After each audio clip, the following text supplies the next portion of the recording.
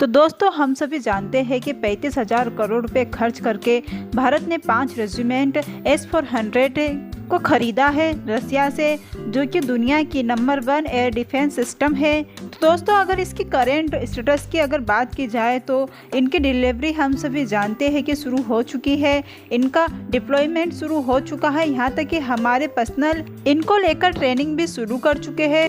और जो आखिरी स्टेप को लेकर आया था वो इस साल की शुरुआत में आया था और बताया गया था कि S-400 की तीसरी रेजिमेंट भी भारत को सौंप दी गई है। कहने का मतलब 5 में से 3 रेजिमेंट भारत को सौंप दी गई है, 2 और बची है। और जो कमिटमेंट किया गया था रसिया की तरफ से डील के दौरान वो ये था कि 2023 खत्म होने से पहले पांचों की पांचों रेजिमेंट भारत को पहुंचा दी जाएगी। अब आप सभी जानते हैं कि इस समय रसिया यूक्रेन वॉर चल रहा है, रसिया काफी व्यस्त भी है, तो कई सारे प्रतिबंध लगे हुए हैं रसिया को।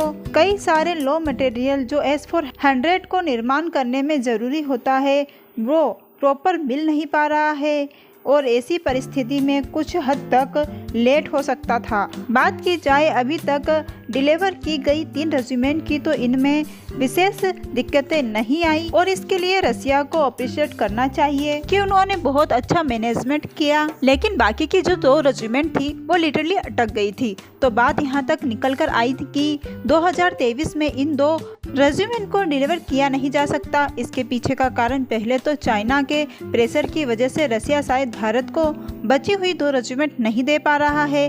लेकिन बाद में इसको लेकर ऑफिशियल बातें सामने आई कि इनकी पेमेंट अभी बाकी है और पेमेंट समय पर ना कर पाने की वजह से रसिया भारत को S-400 की बाकी की 2 रेजिमेंट अभी डिलीवर करने की स्थिति में नहीं है।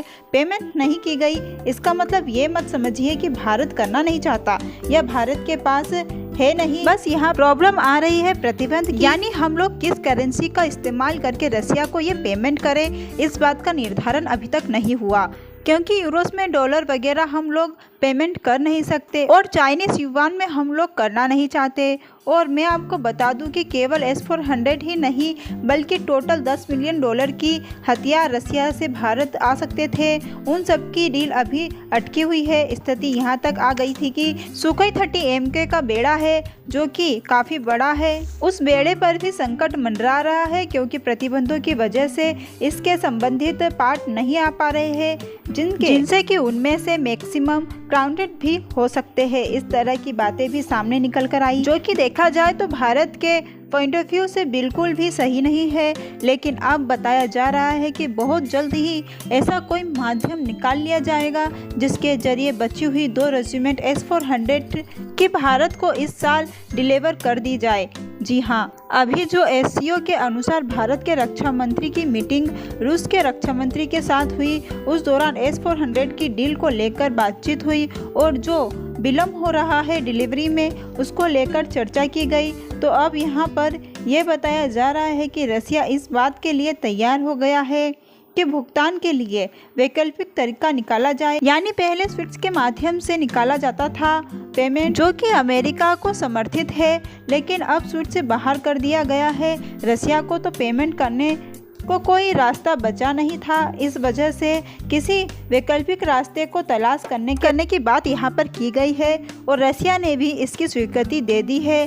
और 2023 के अंत तक हर हाल में भारत को 5 रेजिमेंट मिल जाए, इस बात के लिए उम्मीदें बहुत ज़्यादा मजबूत बताई जा रही है। वैसे ये वैकल्पिक रास्ता क्या हो सकता है भुगतान का, इसको लेकर अभी तक इस बात का कोई खुलासा नहीं किया गया है, लेकिन सभी लोग पिछले सप्ताह से डिस्कशन कर रहे हैं भारत और रसिया की पैरिटी डील से संबंधित। और इसमें हम लोगों ने कई महत्वपूर्ण मुद्दों के ऊपर चर्चा की जिसमें रूसी रूबेल के साथ ट्रेड हो पाए, इन सब चीज़ों के लिए मैग्नीशियम तैयार किया जा रहा है। यहाँ तक कि जो ब्रिक्स संगठन है इसमें भारत, रसिया, चाइना, ब्राज़ील, साउथ अफ्रीका जैसे देश शामिल है।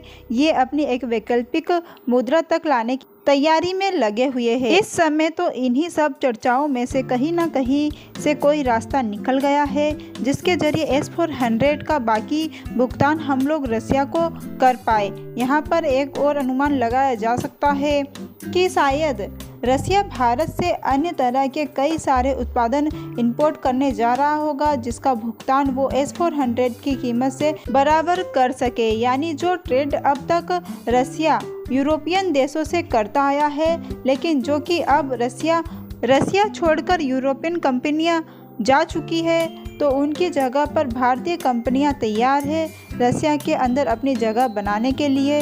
और रसिया की तरफ से बताया गया है कि कुल 500 तरह के आइटम चाहिए उन्हें, जो कि वो भारत से इंपोर्ट करने वाले हैं बहुत ही जल्द।